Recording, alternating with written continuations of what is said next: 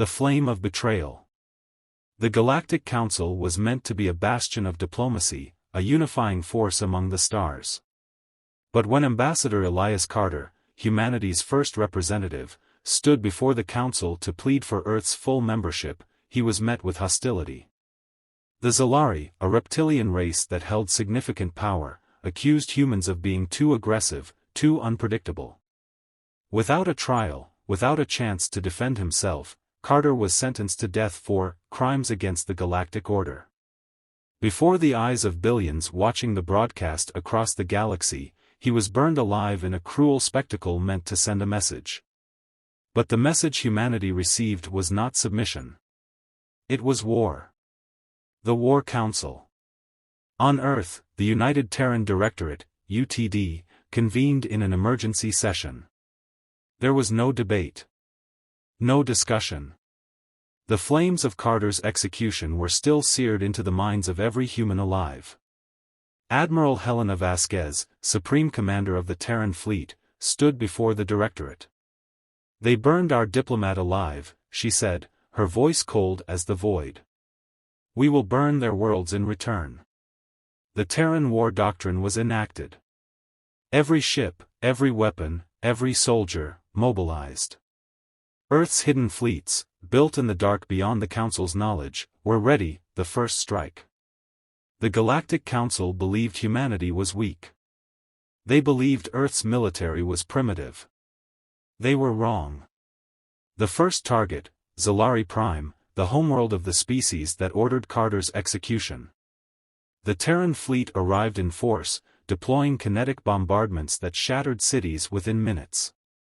Orbital strikes set their world aflame, mirroring the execution of Carter 1,000-fold. The Council's response was immediate. An alliance of galactic species gathered their fleets, expecting an easy victory against an upstart race. They underestimated humanity's rage. Part 4, The Siege of Orion Gate. The Galactic Council's fleets attempted to cut off humanity's advance at the Orion Gate, a massive hyperspace relay. The battle was a slaughter. Terran warships, bristling with railguns and plasma lances, tore through the enemy formations. Human pilots, outnumbered 3-1, fought with unmatched ferocity. The enemy expected caution. Humanity gave them annihilation. When the battle ended, the wreckage of 100 enemy ships drifted in the void. Orion Gate belonged to Earth.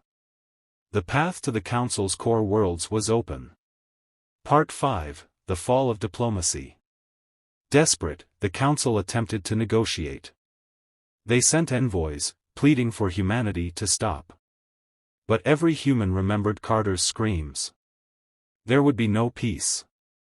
The UTD's response was simple: unconditional surrender or extinction. Some races, realizing the horror they had unleashed, defected from the Council. They swore loyalty to humanity, fearing Earth's wrath more than their former allies. The war was no longer just about revenge, it was about reshaping the galaxy. Part 6. The Massacre at Ularis. The Council tried to make a stand at Ularis, a fortress world thought to be impregnable. They had no answer for humanity's weaponry. Orbital bombardments reduced continents to dust. Cities were wiped from existence. Zalari refugees, attempting to flee, were given no quarter.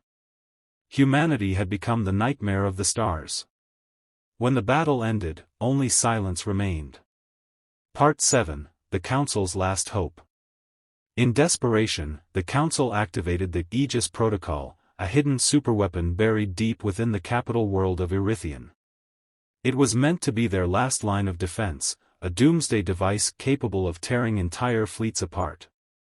But humanity had prepared for this. The Black Fleet, Earth's most classified military force, had already infiltrated the planet. Before the Aegis Protocol could be activated, the Council's high command was assassinated.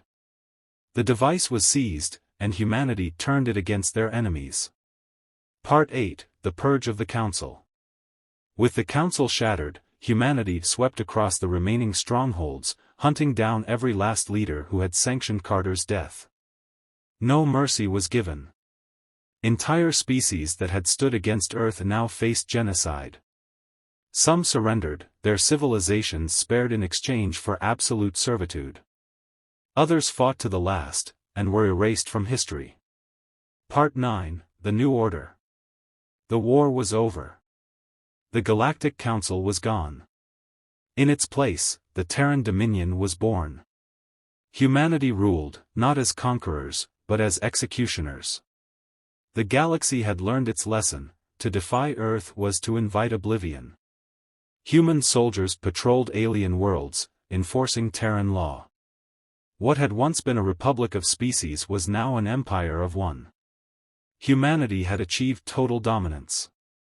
Part 10, The Unchallenged Throne. Years later, from the imperial throne on Earth, Supreme Empress Helena Vasquez gazed upon the stars. What had once been a vast and chaotic galaxy was now united under one rule. A new alien species approached the Dominion, seeking entry. Their diplomats trembled as they stepped forward, fearing what might happen if they offended humanity. Vasquez simply smiled. "Welcome to the Dominion," she said. "Obey, and you will prosper. Defy us, and you will burn." The message was clear. The galaxy belonged to humanity now.